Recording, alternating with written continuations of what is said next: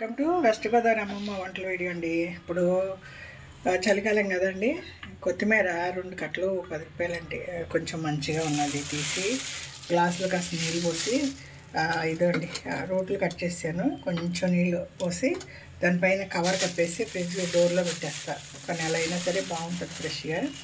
అవతల ఇదండి ఈ సీజన్లో కొత్తిమీర బాగా దొరుకుతుంది కదండి. మన థైరాయిడ్కి మంచిదంటండి. గాల్ బ్లాడర్ స్టోన్ అన్న కిడ్నీ స్టోన్ అయిపోతాయి అంట. దీన్ని ఏదో కూరలో అయితే 4 రెమ్మలు వేసుకుంటాం అండి. ఇలా పచ్చడి ఒక 10-15 పచ్చిమిరపకాయలు, 4 టమాటాలు అండి. కొంచెం నూనె వేసి కొత్తిమీర కూడా కట్ చేసి నూనెలో వాడ్చాలండి. పచ్చివాసన పోయినాక ఎల్లిపాయ జీలకర్ర కొంచెం చింతపండు ఉప్పు వేసి మిక్సీ పట్టి తాలింపు వేసుకుంటే ఇడ్లీ దోశ అన్నం ప్రతిదానికి బాగుంటుందండి. సువాసనగా ఉంటుంది.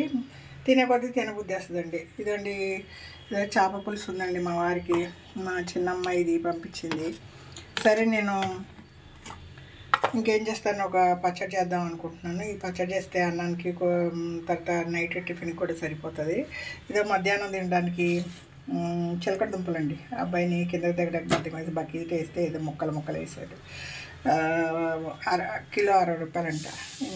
ఏదో అటు ఇటు కోసి శుభ్రంగా ఇడ్లీ రేకు మీద వేసి ఆవిరిలో ఉడికిచ్చేస్తాను మధ్యాహ్నంకి. ఇదండి ముఖ్యమైన విషయం ఏంటంటే, నేను అల్లం కొనండి ఒక నెల అవుతుంది. 30 రూపాయలకి 1/4 కిలో కొన్నాను. అప్పుడప్పుడు వాడతారు. కొంచెం వాళ్ళ ఉప్మాలో వేసాను, టీలో వేస్తుంటారు.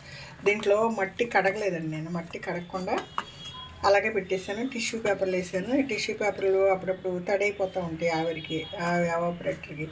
దానికి దీంట్లో అయినా మాయిశ్చరైజరు మట్టి వల్ల అండి. ఇది అల్లము మట్టిలో ఉన్నట్టు ఫ్రెష్గా అండి, భూమిలోంచి ఇప్పుడే తీసినట్టు ఫ్రెష్గా ఉంది. నేను ఒక్కొక్కసారి బయట పెట్టేస్తాను, అది ఎండిపోవడం, కుళ్ళిపోవడం, దాంట్లో వచ్చే డొల్లగా అయిపోవడం, చెడు వాసన రావడం అలా అవుతుందండి.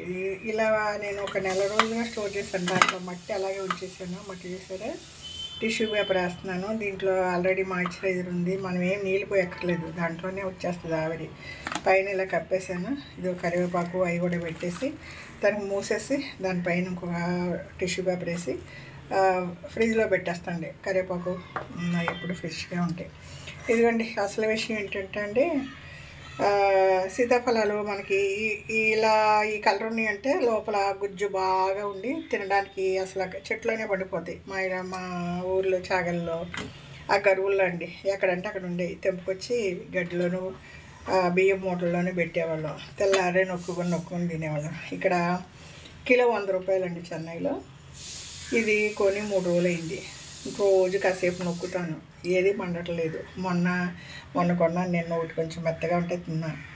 ఇది 3 రోజులైనా పండట్లేదండి. తైవాన్ కాయలు అంట. ఇక్కడ నాటుకాయలు అసలు దొరకటం లేదు. మనం ఇలాగే పండుద్దని ఉంచితే పుంచుకి దగ్గర లూస్ అయిపోతుందండి. తర్వాత పురుగులు వచ్చేస్తున్నాయి. చూసి కొనుక్కోవాలి. ఈ మన నాటుకాయలే మంచివి అండి. ఏదో ఆశగా కళ్ళకి ఇంపుగా ఉన్నాయని కొన్నాను. కిలో 100 రూపాయలు 4 వచ్చినాయి. ఒక కాయ 25 రూపాయలు. సరే అండి, ఈ సీజన్లో దొరికితే రోజు తినాం కదా, కాస్ట్లీ అయినా సీజనల్ ఫ్రూట్ తినాలి. నా సీతాఫలం తిన్నాక ఒక గ్లాస్ గోరచ్చ నీళ్ళు తాగాలండి. నైట్ సీతాఫలం తింటే మీకు సైనస్ జలుబు అది ఎక్కువైపోతుంది. ఇదండి మన వంటలో ఏదో కొత్తిమీర పచ్చిమిరకాయ పచ్చడి ఉంది. అది చేసేసామంటే ఏదైనా ఈగర కూర చేస్తా. చేపల పులుసు ఆల్రెడీ మా అమ్మాయి పంపించింది. చేపల పులుసు ఇది కారకుళం అంటారండి. ఇది చేపని బాలింతరాలకి మన పేషెంట్కి ఎవరికైనా పెట్టినా మంచిదండి. హీల్ అవుతుందంట.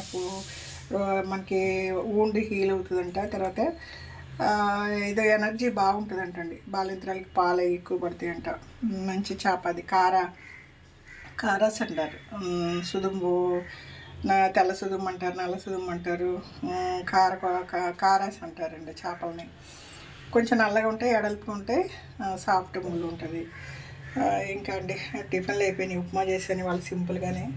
రోజు ఇడ్లీ దోశ తిని బోరు కొడుతుంది. ఈరోజు ఉప్మా పాలేసాను. ఉప్మాలో నీళ్ళు 3 గ్లాసులు నీళ్ళైతే 1 గ్లాసు పాలేసి చక్కగా ఉప్మా చేశాను. మా వారికి పెట్టాను, నేను తినేసాను. ఇక పచ్చడి అండి మధ్యాహ్నంకి, నైట్ దోశకి ఇడ్లీకి కూడా సరిపోలేక పచ్చడి. ఇది వెస్ట్ గోదావరి అమ్మమ్మ వంటల వీడియో అండి. కొంచెం బిజీగా ఉన్నా 2 రోజులుగా వీడియో వేయలేదు. ఏదో వేద్దామని ప్రయత్నం.